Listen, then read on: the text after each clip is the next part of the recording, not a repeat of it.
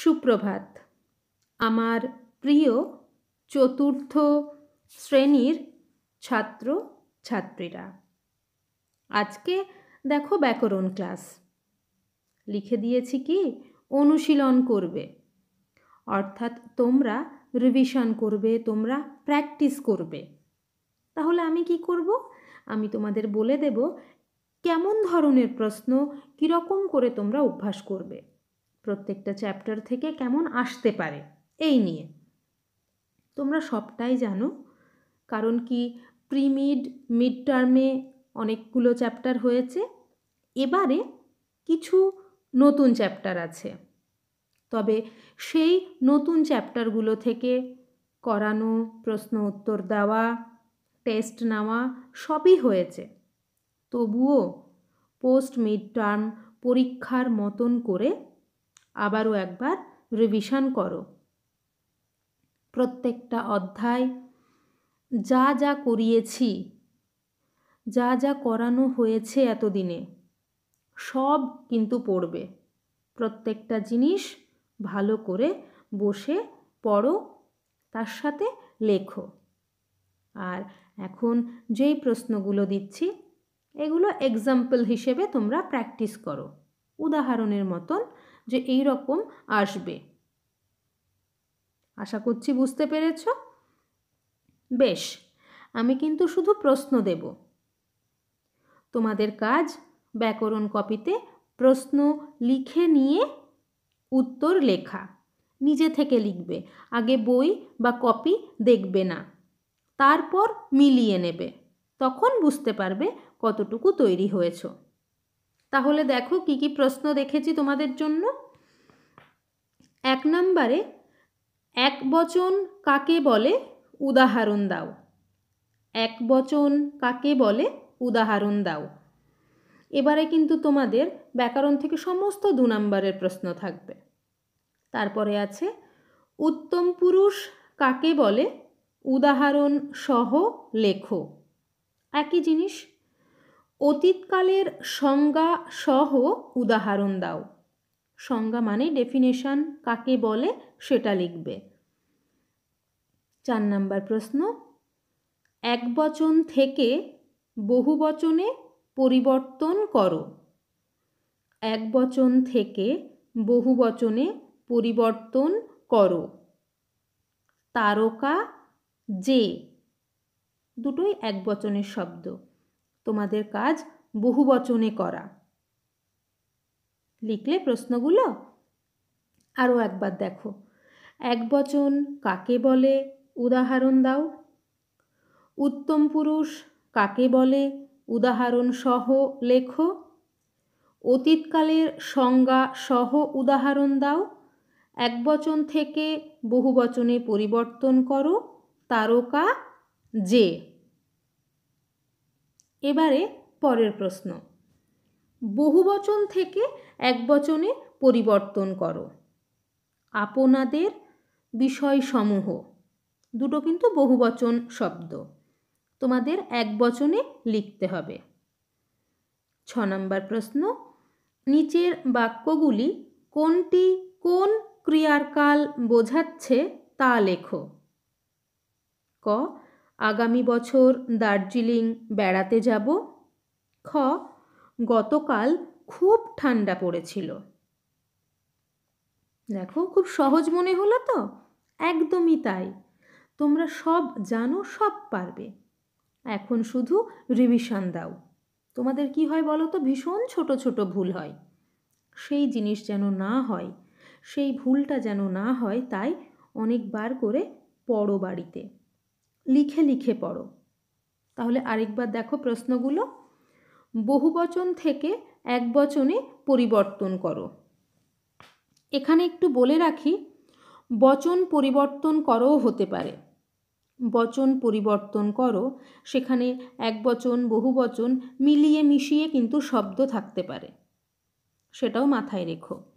তাহলে এখানে আমি একদম উল্লেখ করে দিয়েছি একবচন থেকে বহুবচন বা বহুবচন থেকে একবচন।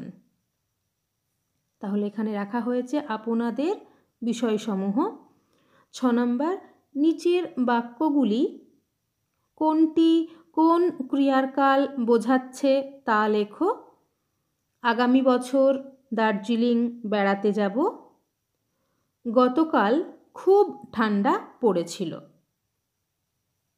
7 নম্বর প্রশ্ন, এক কথায় প্রকাশ করো, উপস্থিত বুদ্ধি আছে যার। এক কথায় প্রকাশ করো, উপস্থিত বুদ্ধি আছে যার। 8 নম্বর, সমার্থক শব্দ লেখো, শরীর। সমার্থক শব্দ লেখো, শরীর। বিপরীত শব্দ লেখো, টাটকা, গুপ্ত। টাটকা, গুপ্ত। বানানগুলি শুদ্ধ করে লেখো, মনীষী, পৃথিবী। বানানগুলি শুদ্ধ করে লেখো, মনীষী, পৃথিবী। প্রত্যেকে খেয়াল করবে তোমাদের pre mid term, mid term এবং এখন গ্রামারের যা চ্যাপ্টার আছে সবটা কিন্তু রয়েছে। তাই সব চ্যাপ্টার থেকেই চেষ্টা করেছি প্রশ্ন তোমাদের জন্য দিতে। কিন্তু তোমাদের কাজ এই প্রশ্নগুলো ছাড়াও ক্লাসে যা পড়ানো হয়েছে সবটা দেখবে। আর এখন রিভিশন হিসাবে এই প্রশ্নগুলো লিখে উত্তর লিখে ফেলো। উত্তরগুলো নিজেই চেক করো কপি দেখে, কোনটা ভুল হলো কোনটা ঠিক হলো। যদি দেখো বা ভুলটা তুমি যদি নিজে কারেকশন করো, ওই ভুলটা দেখবে আর হবে না। কেমন? তাহলে আরেকবার দেখো কি কি দিয়েছি। এক কথায় প্রকাশ করো, উপস্থিত বুদ্ধি আছে যার। সমার্থক শব্দ লেখো, শরীর। এখানে যেহেতু কিছু উল্লেখ নেই, একটা বা দুটো, তোমরা দুটো লিখে দাও। বিপরীত শব্দ লেখো, টাটকা, গুপ্ত। বানানগুলি শুদ্ধ করে লেখো, মনীষী, পৃথিবী। বানান দুটো কিন্তু প্রশ্নপত্রে অবশ্যই দেখে নেবে। পরের প্রশ্ন 11 নাম্বার, লিঙ্গ পরিবর্তন করো, নর্তক, বিদেশি।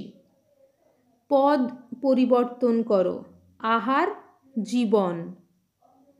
বাক্যগুলি উদ্দেশ্য বিধেয় অংশে ভাগ করে দেখাও। ছেলেরা মাঠে দৌড়াচ্ছে, তারা বিদ্যালয়ে উপস্থিত ছিল। পরের প্রশ্ন, স্পর্শবর্ণের উদাহরণ দাও। একটা বা দুটো উদাহরণ দিয়ে দেবে। স্পর্শবর্ণের উদাহরণ দাও। বেশ, দুটো বর্ণের উদাহরণ দিও। তাহলে দেখো এই অংশে কি কি প্রশ্ন দিয়েছি। লিঙ্গ পরিবর্তন করো, নর্তক, বিদেশি। পদ পরিবর্তন করো, আহার, জীবন। বাক্যগুলি উদ্দেশ্য বিধেয় অংশে ভাগ করে দেখাও। ছেলেরা মাঠে দৌড়াচ্ছে, তারা বিদ্যালয়ে উপস্থিত ছিল। 14 নম্বর, স্পর্শ বর্ণের উদাহরণ দাও। তাহলে এই কয়েকটা প্রশ্ন তোমরা অবশ্যই রিভিশন হিসাবে প্র্যাকটিস করো। প্রত্যেকে ব্যাকরণ কপিতে আমি বললাম শুনে শুনে আগে প্রশ্ন লিখে নাও, তারপর উত্তর লিখে ফেলো। সকলের মনে থাকবে তো? এক্ষুনি কাজটা করে ফেলো। বেশ, আর আগের ক্লাসে কি করিয়েছিলাম মনে পড়ছে? কেস স্টাডি আর বোধ পরীক্ষণ, ওটাও রিভিশন ছিল। আজকে ব্যাকরণ অংশের থেকে কেমন প্রশ্ন হতে পারে সেই নিয়ে রিভিশন। এবারে কিন্তু সবই 2 নম্বরের থাকবে, মাথায় রেখো, ঠিক প্রিমিডের মতন। তাই প্রত্যেকে ঠিক যেমনভাবে প্রশ্নে চাওয়া হবে সম্পূর্ণ উত্তরটা লিখবে। আর একদম বছরের শুরু থেকে আজকে পর্যন্ত যেই যেই চ্যাপ্টার পড়ানো হয়েছে সবগুলো রিভিশন দাও। বাড়িতে বসে এই কাজ এখন। তাহলে আজকের প্রশ্ন এই পর্যন্তই। আগে গ্রামার কপিতে লেখো, প্রশ্নগুলো আগে লেখো, তারপর উত্তর লেখো। যেটা বললাম সেলফ চেক করার চেষ্টা করো। সেলফ চেক খুব গুরুত্বপূর্ণ। যেই ভুলটা হয়েছে সেটা যেমনভাবে আমরা স্কুলে থাকতে করাতাম, ওহো তোমাদের তো করানো হয়নি, একটা বানান ভুল হলে সেটা আমি 5 বার করে লিখতে দিই। বড় দাদা দিদিদের থেকে শুনবে পরে, এই যে 5 বার করে লিখছি এটা কিন্তু পানিশমেন্ট নয়, তুমি 5 বার লিখছো মানে সেই বানানটা আর ভুল হবে না, তোমার মাথায় থেকে যাবে। চেষ্টা করো এভাবে করতে, যেহেতু বানান ভুল একটু বেশি হয় অনেকের ক্ষেত্রে। তাহলে আজকে তোমাদের ব্যাকরণ রিভিশন হলো, যেই প্রশ্নগুলো দিলাম আবারও বলছি, নিজেরা উত্তর লিখে ফেলো। কেস স্টাডি, বোধ পরীক্ষণ বলে দিয়েছি কেমনভাবে অভ্যাস করবে। বাকি থাকলো লিটারেচার, রাইটিং, পরপর ক্লাসগুলো দেখো, এই বিষয়গুলোও পেয়ে যাবে। সকলে ভালো থেকো, ভালো করে পড়ো। ধন্যবাদ।